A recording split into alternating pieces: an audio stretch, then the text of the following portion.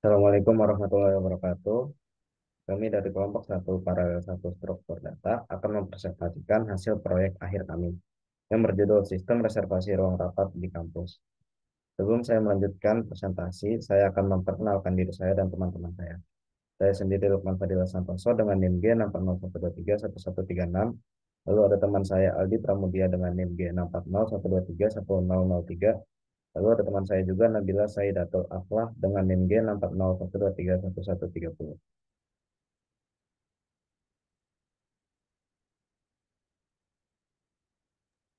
Baik, di sini saya akan menjelaskan masalah dan tujuan.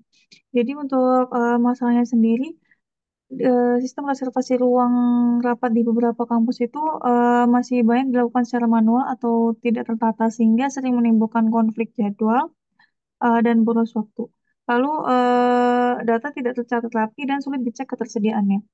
Maka dari itu tujuan dari kami membuat proyek ini adalah untuk mempermudah proses peminjaman ruang rapat secara tertata dan efisien, agar sistem ini bisa menghindari konflik jadwal, menyimpan data reservasi secara otomatis, dan mudah digunakan melalui tampilan menu berbasis teks.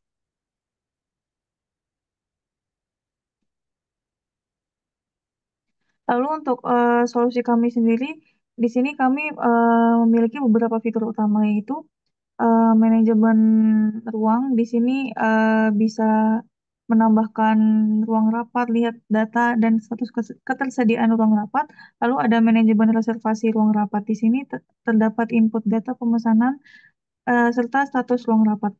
Lalu ada beberapa fitur lainnya seperti objek permanen. Jadi data itu disimpan secara terus-menerus dan permanen dalam file JSON dan dapat dimuat ulang saat aplikasi dijalankan. Lalu ada CLI interaktif juga. Jadi sistem berbasis menu untuk pengalaman pengguna yang intuitif. Selanjutnya akan dijelaskan oleh teman saya.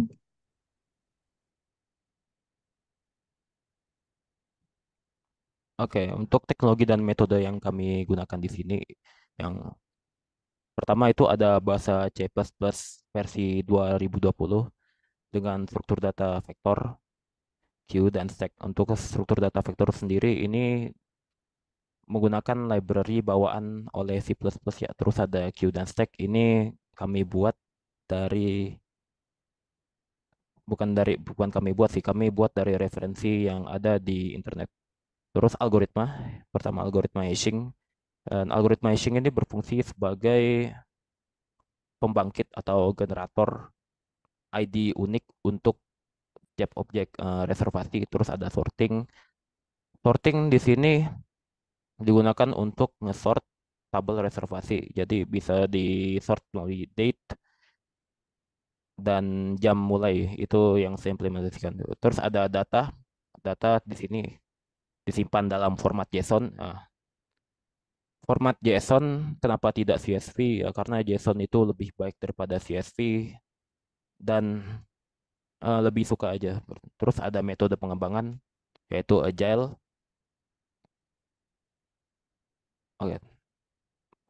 Terus ada use case. Dan ya produk kami tidak memungkinkan usernya ini cuma pengelola ruangan doang. Jadi flow-nya itu pertama calon minjam ruangan, mahasiswa, dosen, staff misalnya, mereka itu minta meminjam ruangan kepada pengelola ruangan. Terus pengelola ruangan bisa lihat ketersediaan ruang dan jadwal kosong, buat reservasi yang tersedia, bisa batalkan reservasi, monitor dan kelola daftar ruang, terus ada verifikasi data reservasi. Dan ini verifikasi data reservasi ini sebenarnya dilakukan oleh sistem. Terus ada sistemnya sendiri, cegah booking ganda. Booking ganda yaitu ketika ada dua, misal dua reservation yang itu tanggalnya sama, jam mulainya overlap gitu. Jam mulai dan jam closingnya itu overlap. Terus ada simpan data lokal. Simpan data lokal ya tadi melalui file JSON, eh, objek permanence ya. Nah, ini dia kelas diagram. Pertama ada 5 ya. 1, 2, 3, 4, 5, 6, 7, 8. Ada 8 kelas di sini. Pertama itu ada kelas tag dan queue ini cuma implementasi stack dan queue melalui class. Terus ada reservation. Reservation ini dia itu memberikan struktur yang ketat terhadap reservation objek itu tersendiri. Terus ada room. Apa fungsinya room? Room juga memberikan classroom juga memberikan struktur kepada data. Terus ada reservation tabular. Ini tidak lain dan tidak bukan hanyalah reservation yang berbentuk tabel. Dan kalian bisa bayangkan ini seperti vektor yang berurutan gitu. Terus ada stack. Nah, di sinilah undo function itu diimplementasikan hanya di sini aja. Terus ada reservation queue. Ini kayak reservation object yang dalam struktur data queue. Jadi dia itu berurutan. Terus ada room tabular. Room tabular ini berisi banyak room object yang dimasukkan ke struktur data seperti table. Dan table ini terdiri dari vektor-vektor. Terus ada booking system. Booking system ini bisa kita bayangkan sebagai implementasi logikanya lah gitu. Untuk sistem ini, oke, lanjut. Hasil dan simpulan. Oke, sebelum hasil dan simpulan, izinkan saya untuk demonstrasi terlebih dahulu. Mari kita ganti share screen. Oke, udah kelihatan screen seluruhnya? Apa belum? Udah. Udah ya? Udah. Oke. Pertama, program dengan mudah kita jalankan. Ini ada dua file yang penting ya. Pertama itu save.json sama restroom.exe. Kita lihat save.json. Nah, save.json ini dia mengandung pertama ada queue, ada reservation sama rooms. Nah, inilah cara kita untuk menyetor objek agar tidak hilang setelah kita exit program gitu. Terus ada ini programnya tersendiri. Nah, setiap kalian launching programnya itu ada system state has been successfully loaded. Nah, ini menandakan save.json ini secara successful telah di loading ke aplikasi gitu. Oke, oke.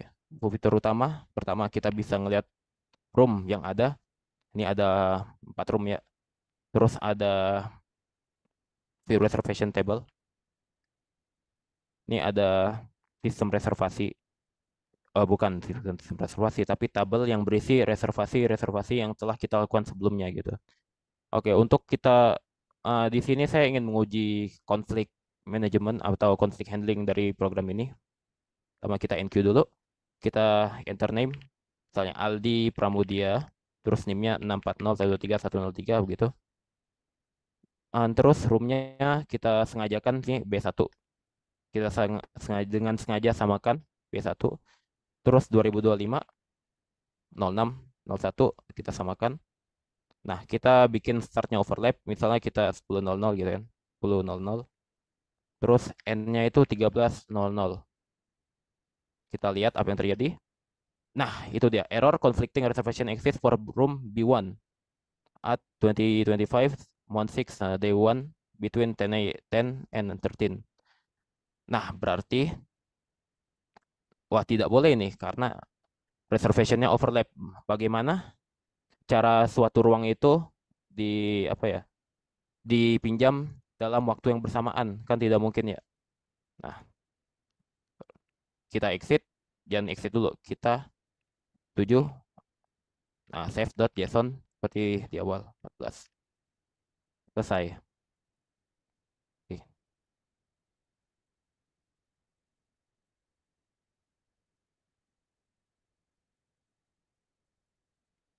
Untuk bagian selanjutnya yaitu hasil dan simpulan akan dijelaskan oleh Lukman. Lanjutkan Lukman. Baiklah, untuk hasil dan kesimpulan dari proyek kami. Dari proyek yang kami sudah lakukan, kami bisa mengganti sistem yang sebelumnya manual yang tidak efisien dengan solusi berbasis C++20 dan struktur data modern. Dengan fitur utama seperti deteksi konflik jadwal, undo reservasi, dan penyimpanan JSON. Teknologi yang kami gunakan ada C++20, terus library main JSON, terus ada vektor data, query data, stack. Terus pengembangan lanjutnya ada CloudDB, autentikasi, notifikasi, antar muka web atau mobile. Sekian presentasi dari kelompok kami, kurang lebihnya mohon maaf. Assalamualaikum warahmatullahi wabarakatuh.